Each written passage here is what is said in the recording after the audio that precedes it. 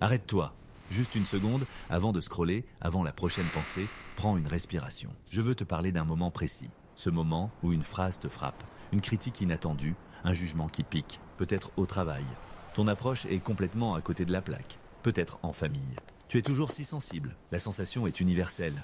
Une chaleur qui monte au visage, un nœud dans l'estomac. Et l'impulsion immédiate, presque animale, se défendre, rétorquer, prouver qu'ils ont tort. C'est un réflexe. Ton ego, ton sentiment d'identité, se sent attaqué. Il active le mode combat ou fuite. Ton cerveau ne fait pas la différence entre une lance de l'âge de pierre et une parole blessante. Pour lui, c'est une menace. Alors, il inonde ton système de cortisol, l'hormone du stress. Ta pensée rationnelle est mise sur pause. C'est pour ça que les répliques qui te viennent 10 minutes plus tard sous la douche sont toujours les meilleures. Le calme est revenu. Mais que se passerait-il si tu pouvais court-circuiter ce processus ? Si tu choisissais de ne rien dire du tout, pas par faiblesse, pas par soumission, mais par une force tranquille et radicale. Voici la mécanique psychologique que la plupart des gens ignorent. La critique est presque toujours une projection. La personne qui te critique ne parle pas de toi. Elle parle d'elle-même, à travers le prisme de ses propres insécurités, de ses peurs, de ses manques. Le collègue qui critique ton manque d'ambition, il se bat peut-être contre sa propre peur de ne pas être assez performant. Le proche qui te trouve trop rêveur, il a peut-être enterré ses propres rêves il y a bien longtemps. Quand tu réagis, tu entres dans son cadre. Tu valides sa vision du monde, tu acceptes de jouer sur son terrain. Mais quand tu restes silencieux, quelque chose de puissant se produit. Tu crées un vide que l'autre personne, mal à l'aise, va se sentir obligée de combler. Elle va continuer à parler, justifier sa critique, la reformuler, et c'est là que la magie opère. En se justifiant, sans retour de ta part, elle va involontairement révéler sa vraie motivation, son propre malaise. Je dis ça parce que je m'inquiète. Traduction, j'ai peur de l'échec et je projette cette peur sur toi. Il faut être réaliste. Traduction, mes regrets m'empêchent de supporter ton optimisme. Ton silence devient un miroir. Pas un miroir qui attaque, mais un miroir qui révèle. Calmement. Alors, comment faire en pratique ? Voici quelques micro-actions, ça fonctionne instantanément. Premièrement, le silence conscient.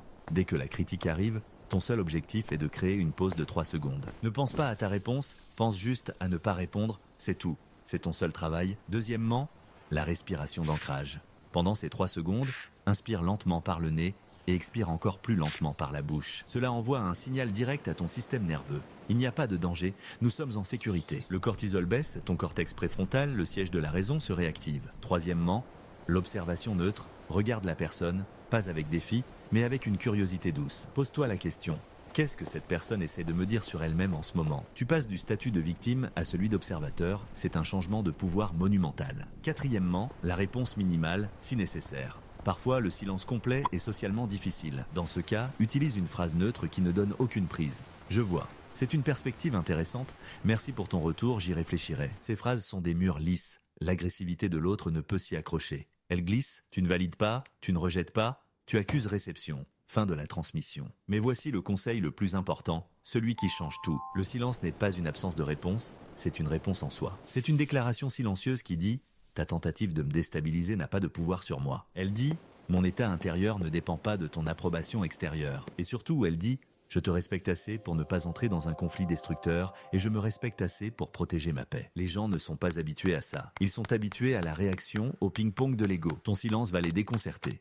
Mais il va aussi, parfois, les amener à l'introspection. Face à ton calme, leur propre agitation devient évidente, criante, inconfortable pour eux. C'est là que leur malaise se révèle, non pas parce que tu l'as pointé du doigt, mais parce que tu as créé l'espace pour qu'il se montre de lui-même. Entraîne-toi sur des choses simples.